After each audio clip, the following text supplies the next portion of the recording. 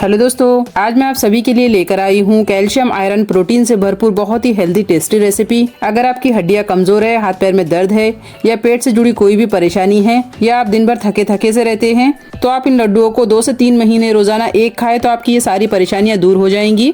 और आप इन लड्डुओं को व्रत में भी खा सकते हैं। बहुत ही हेल्दी टेस्टी लड्डू है। तो चलिए रेसिपी देख लेते हैं। सबसे पहले हम एक कढ़ाई लेंगे जिसमें हम डालेंगे 2 चम्मच देसी घी। हमें इस रेसिपी में देसी घी का ही यूज करना है। अब हम यहाँ लेंगे 50 से 60 काजू, यानी कि मैंने आधा कप काजू लिए हैं।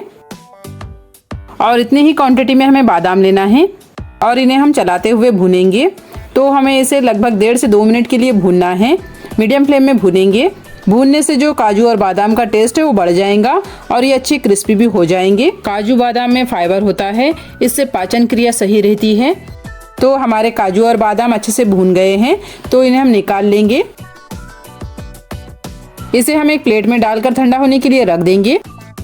अब हम इसी कढ़ाई में डालेंगे 1 कप ग्रेट किया हुआ नारियल। तो मैंने यहाँ पर नारियल को ग्रेट करके लिया है। आप चाहे तो नारियल का बुरादा भी यूज कर सकते हैं। साथ ही में डालेंगे 1/4 कप वाटरमेलन सीड्स, यानी कि खरबूज के बीज। और इसे हमें चलाते हुए भून लेना है। तो मैं यहाँ पर जो भी चीजें ले रही हूँ आप अपने हिसाब से उसकी क्वांटिटी थोड़ी कम ज्यादा भी कर सकते हैं, या फिर आपको अगर इसमें कोई और ड्राई फ्रूट भी ऐड करना है तो आप कर सकते हैं। तो जो नारियल है वो काफी जल्दी भून जाता है, तो बहुत ज्यादा इसे भूनने की जरूरत नहीं होती है। जो खरबूज के बीज है वो दिल से जुड़ी हुई बीमारियों को दूर करता है और इससे थकान और कमजोरी भी दूर हो जाती है। और नारियल में एंटीऑक्सीडेंट गुण पाए जाते हैं, आयरन और फाइबर होता है। ये दोनों ही चीजें हमारे लिए बहुत ज्यादा अच्छी है।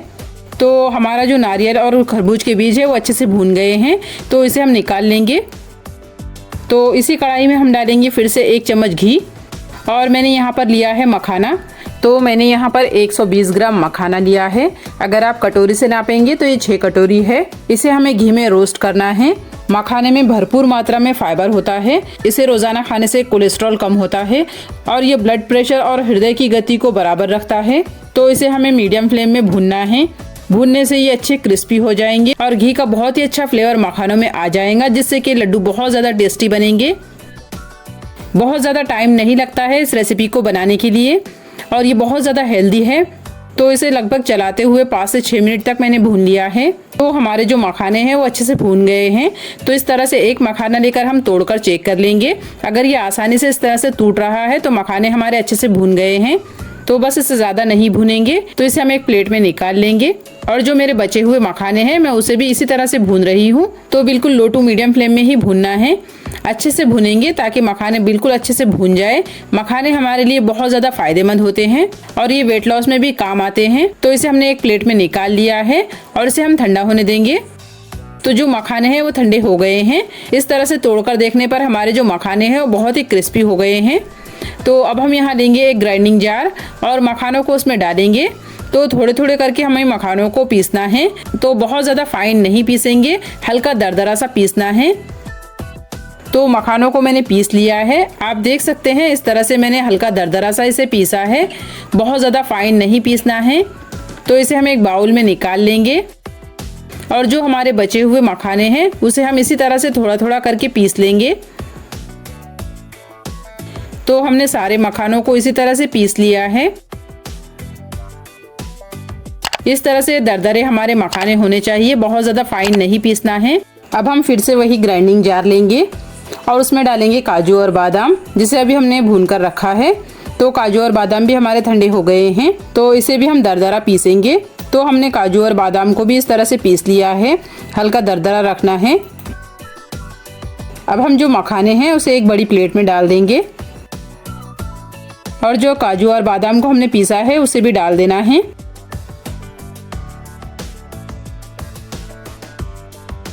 साथ ही में डाल देंगे नारियल और खरबूज के बीज।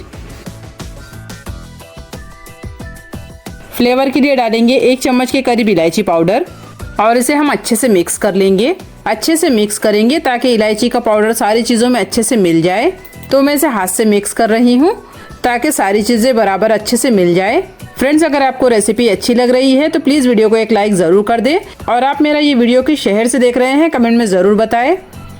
तो मैंने इसे अच्छे से मिक्स कर लिया है। अब हम यहाँ लेंगे गुड़।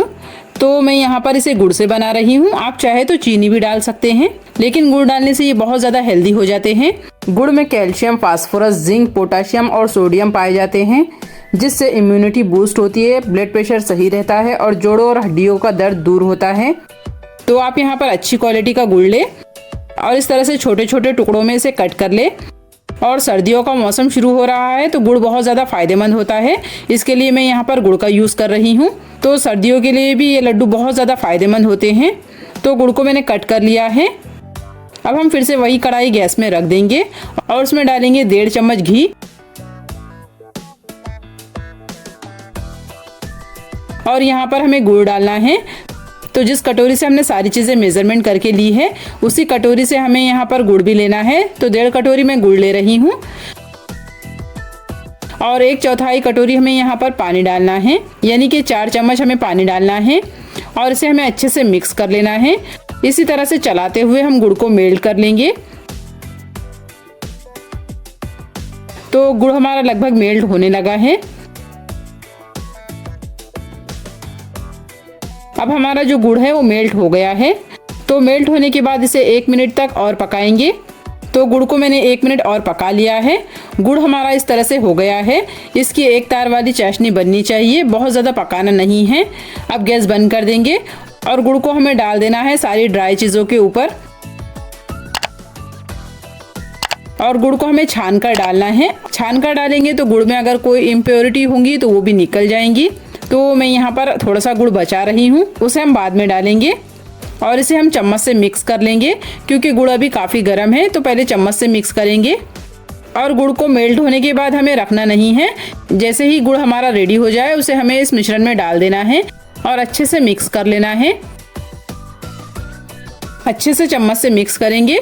अब जो बचा हुआ हमारा गुड़ है उसे भी हम छान कर डाल देंगे और इसे भी सारी चीज़ों के साथ अच्छे से मिक्स कर लेना है। यहाँ पर इतना गुड़ हमें लग जाएगा। गुड़ हमारा ज़्यादा नहीं होगा और कम भी नहीं होगा। अगर आप थोड़ा मीठा ज़्यादा पसंद करते हैं तो 1-2 चम्मच गुड़ बढ़ा सकते हैं, या अगर कम मीठा पसंद करते हैं तो 1-2 चम्मच कम भी कर सकते हैं। तो हमने गुड़ को सारी चीज़ों में अच्छे से मिक्स कर लिया है। मिश्रण अभी हमारा गर्म ही है, तो थोड़े गर्म में ही इस लड्डुओं को हमें बनाना है। तो थोड़ा सा मिश्रण हम लेंगे और इसे अच्छे से लड्डू बनाएंगे। तो आपको जितने बड़े लड्डू बनाने हैं उस हिसाब से आप मिश्रण ले। तो ये लड्डू काफ़ी जल्दी बन जाते हैं और बहुत ही आसानी से बन जाते हैं। तो आप देख सकते हैं लड्डू हमारा बन गया है। इसी तरह से मैं आपको कुछ लड्डू यहाँ पर बनाकर बता देती हूँ।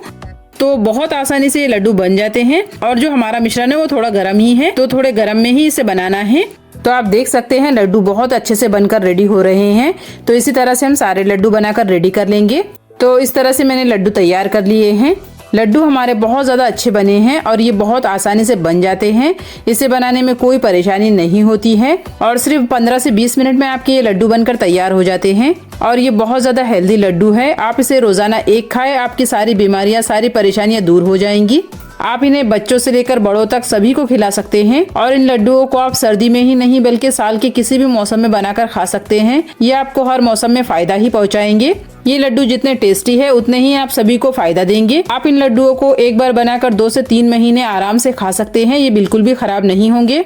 तो आपको ये आज की बहुत ही आसान और हेल्दी रेसिपी कैसी लगी कमेंट में ज़रूर बताइएगा। और आप मेरा ये वीडियो किस शहर से देख रहे हैं ये भी ज़रूर बताएं। वीडियो अच्छा लगे तो लाइक शेयर कर दे और चैनल पे नए हैं तो चैनल को भी सब्सक्राइब कर ले। मिलते हैं एक और ऐसी ही आसान और हेल्दी रेसिपी के साथ।